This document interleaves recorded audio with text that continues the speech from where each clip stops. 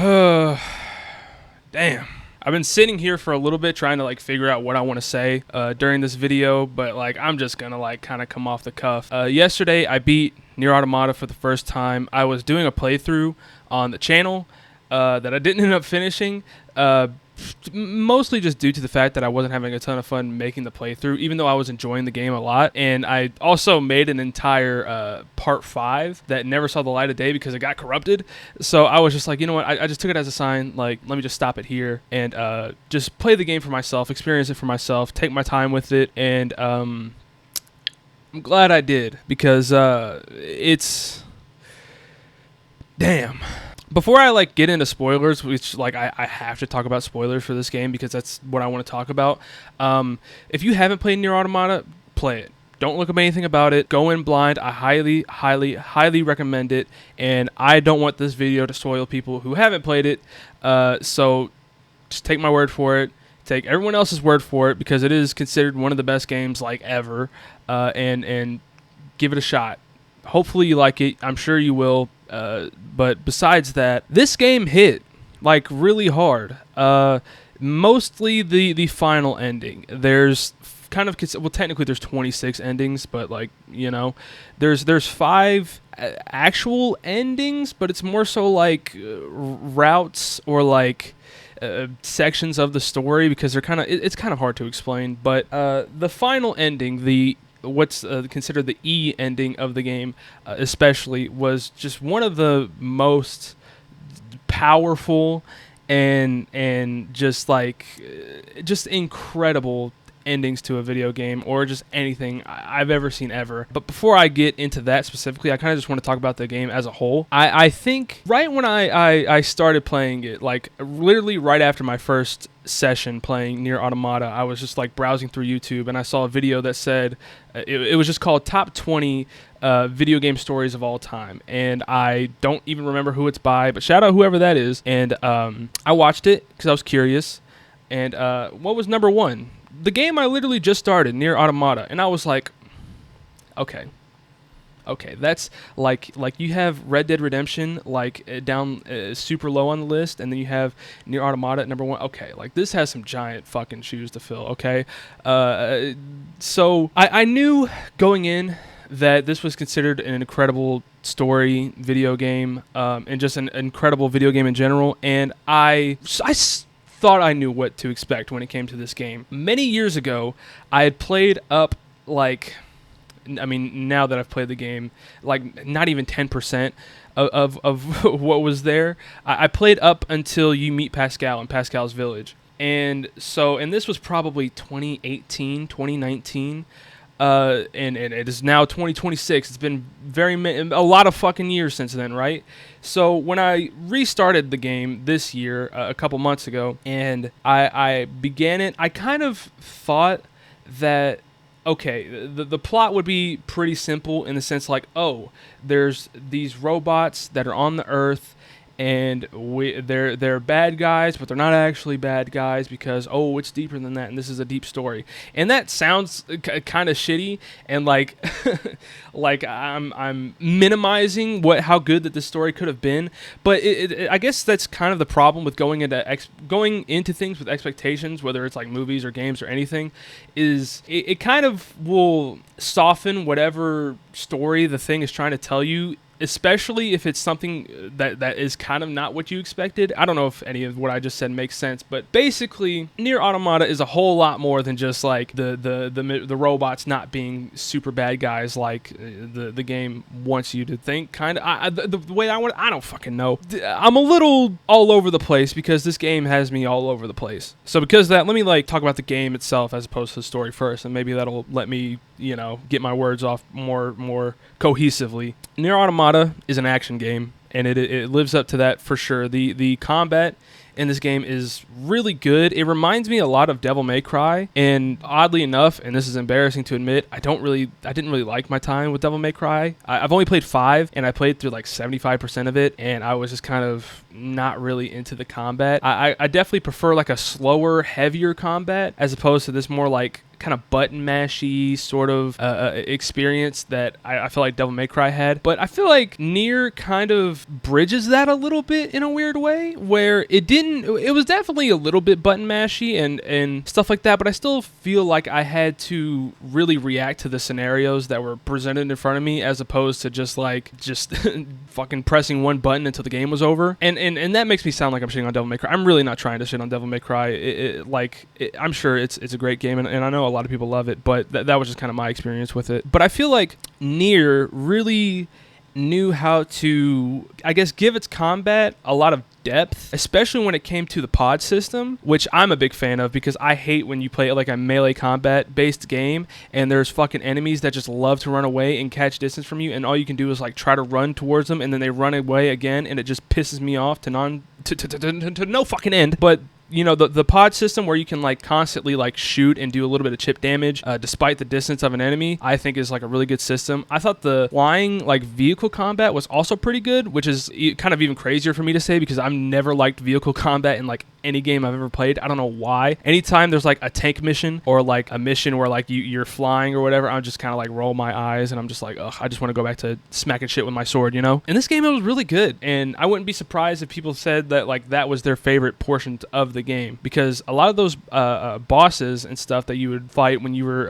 in like the exo suit like ship thing, I don't know what it's called, I forgot, it was really, really good. I think the game was good length. It took me about 28 hours to beat, I want to say. And I admittedly didn't do a ton of side content because I kind of wanted to go back and kind of explore that side of the game, which is really funny considering the ending of the game. I'll get into that. But the quests that I did do were pretty simple and pretty basic.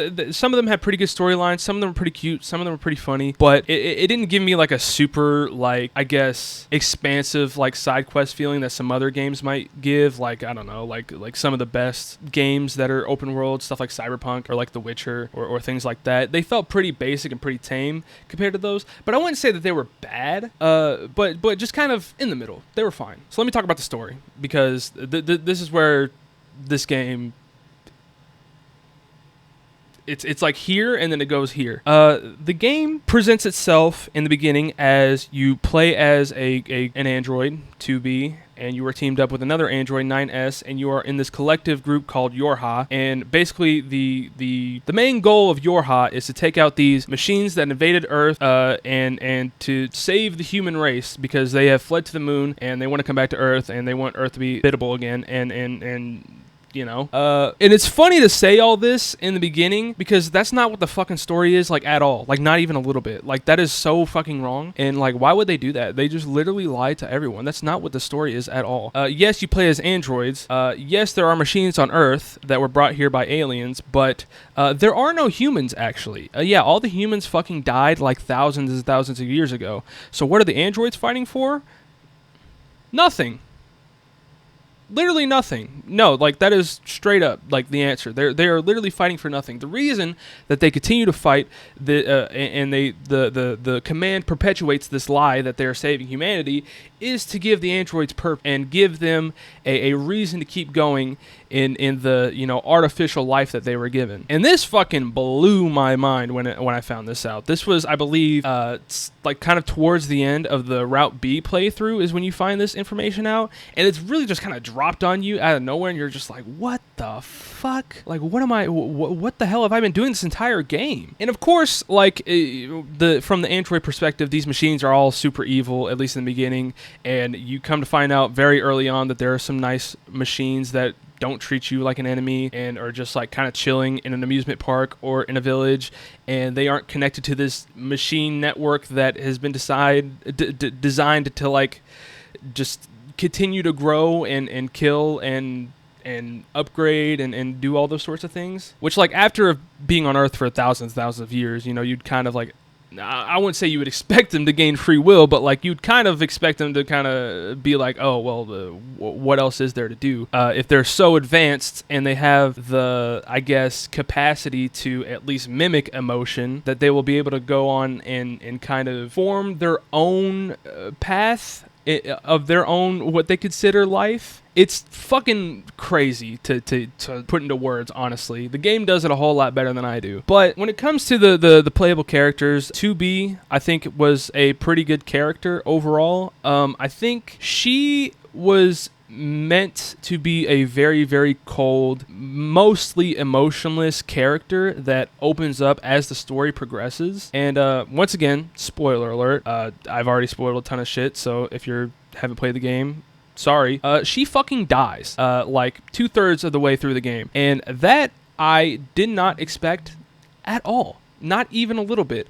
Honestly, when she did die, I was like, oh, she's coming back. She never came back. At least not in the sense that we knew 2B. You never play as her again, and she shows up, but she's not herself. She's not the 2B that you played as in the beginning. And that was another left turn moment for me, because this game is separated into like 3 main playthroughs, and the first 2 playthroughs are basically identical.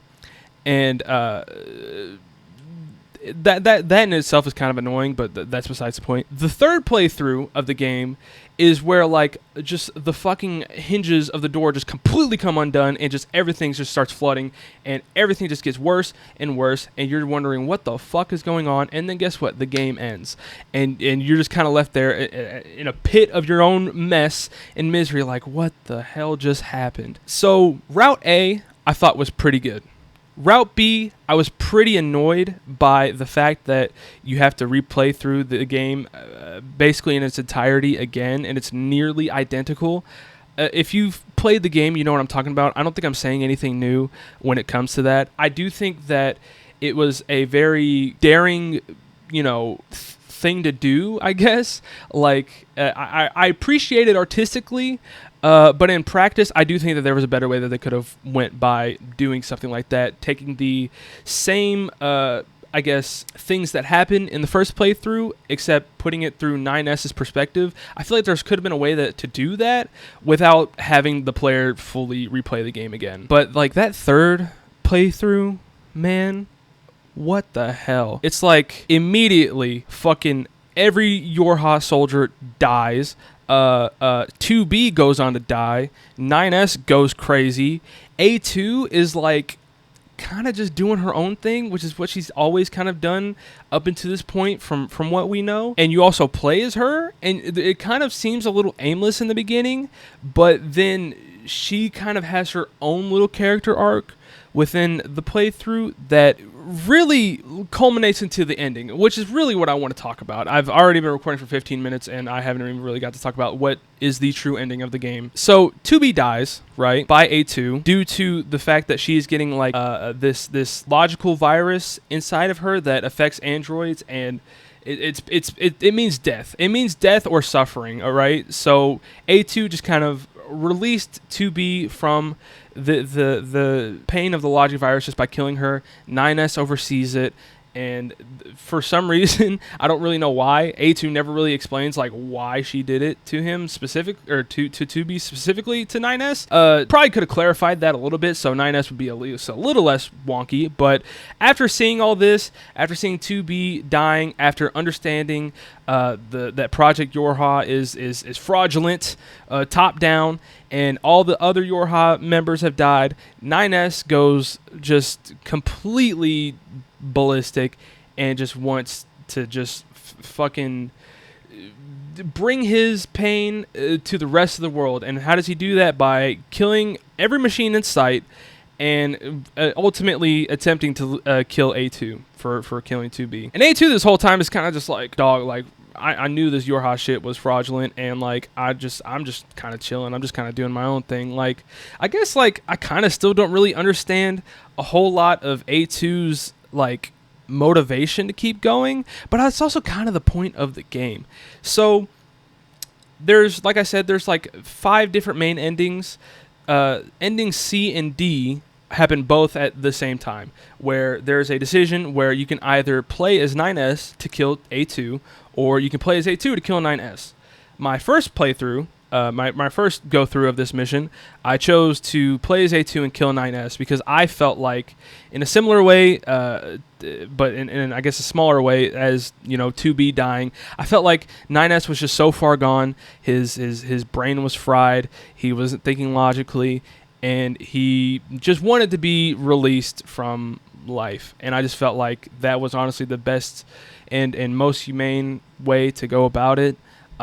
Saying this makes me sad that I felt like I had to kill this dude that I played with the entire game, because he was just so far gone, and he is so far from his pretty joyful and happy and curious little life that he lived, and he had to go down such a dark and devastating path. And I just felt that playing as A2 and releasing him from that was the best course of action at that point. So that was my what I did initially, and I did it. You get the Route C ending, and it's pretty abrupt, and I knew that there was another ending, and up until this point, all the other endings were also pretty abrupt, so I was just like, okay, let me move on to the Route D ending, where you play as 9S and you kill A2. And that one was a little bit stranger and a little bit longer and had a little bit more depth to it, but at the same time, once again,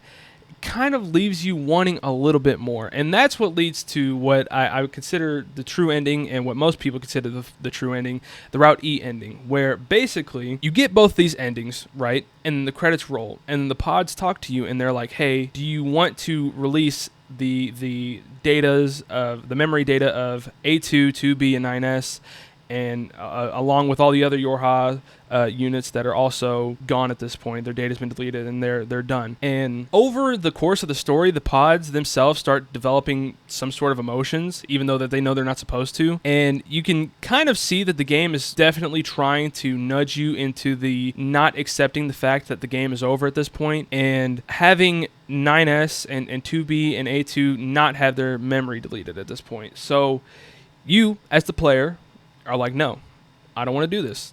I don't want to.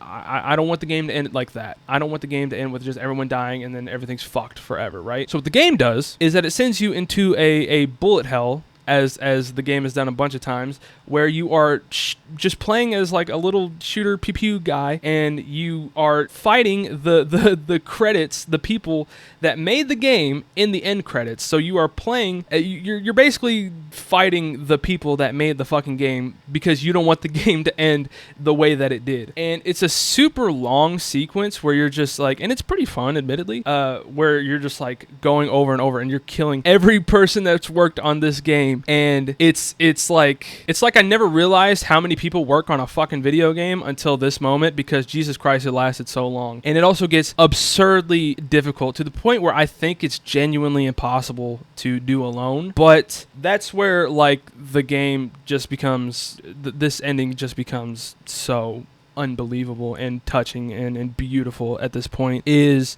you will die, and you will be repeatedly asked, do you want to continue? Do you want to continue? Are you sure you want to continue? There may not be any end to this. Do you want to continue? Do you want to keep going? And each time that you are asked this question by the game, you see a message from other players, other real-life players who have played the game, that are giving you motivation to not give up despite how fucking difficult this ending sequence is. And you keep going, and you keep going, and you keep continuing on through the hardship, and then eventually you are able to get other real players who have agreed to this to help you as like a little, like, I guess, shield to help you, and as additional like firepower to fight against the people that made this video game. And then after that, after you get the help from the other people, it becomes a lot easier, and you are able to at least I was able to easily finish it after I was able to get help from other players. And then that's when the true ending happens, where you deny the endings that you got up until this point, and you see the pods take the bodies of A2, 2B, and 9S, and they kind of have a dialogue basically saying like, we're going to start from the beginning, and it may lead to the same future, it may not. We'll never really know. Future is not predetermined. I need to get this exact quote because it hit me like a fucking truck. Everything that lives is designed to end. They are perpetually trapped in a never-ending spiral of life and death. However, life is all about the struggle within the cycle. That is what we believe. A future is not given to you. It is something that you must take for yourself. Damn. And hearing that and seeing the soon to be reanimated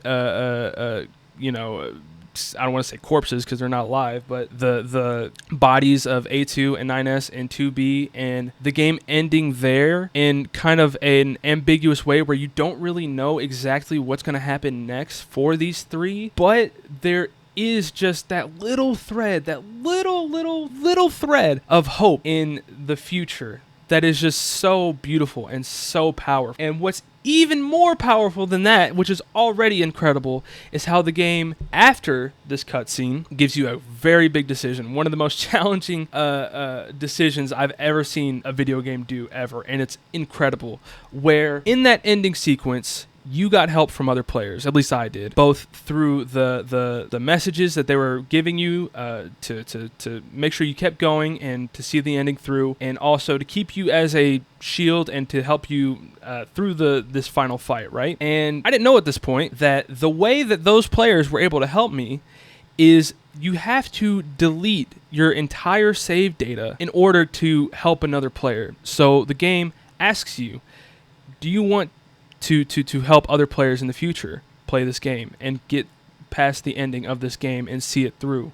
Because you have no choice in who you help. You have no idea if they even will finish the game, even if they do choose your help.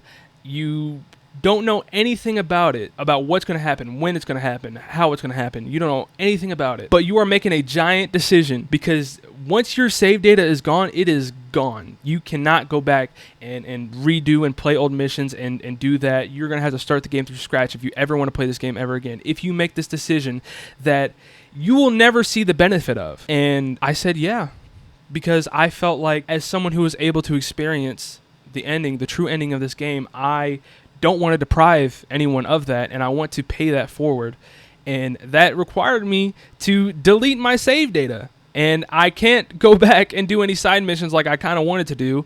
And if I ever were to do that, I would just have to restart from scratch. But the thought and the fact that, my struggle through the story and my struggle through the ending, that I was eventually aided by other players, and the fact that I now gave that ability to someone else, is bigger than me wanting to go back into my own playthrough and do whatever I wanted to do there. And it was like the first time like a video game like kind of challenged me to just like really think about like a decision like that, because like it's a decision with real consequence. In any other game where there's a decision like that, you can kind of go back on your old save and like fucking do that and make the other decision, blah blah blah blah blah, whatever. No, this is a decision that you will never see the benefit of personally, that you can just only feel in your heart is the right decision, and the consequence is one of the biggest fucking deals that you can have in a video game, and that's completely deleting your save data, which is just incredible that they were able to put this in this game. And it is so daring, and it is so powerful.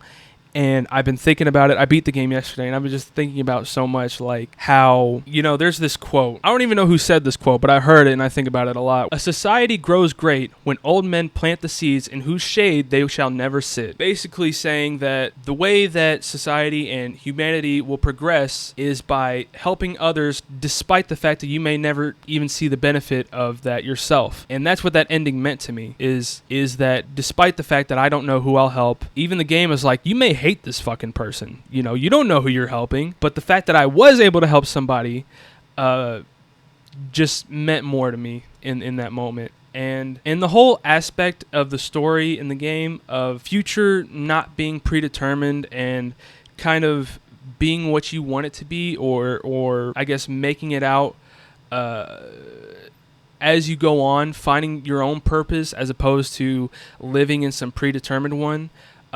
is very powerful. Not to like get too personal about my own personal life, but it really hit me in a way that will sit with me for a very long time. And I've done enough rambling at this point. I hope this video is good.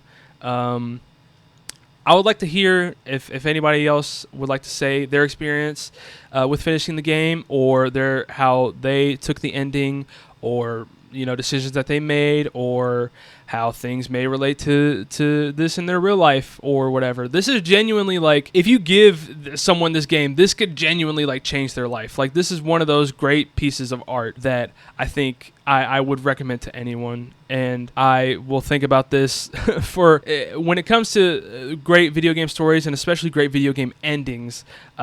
This one will stay with me probably for the rest of my life. And I don't really have much more to say than that. Thank you so much.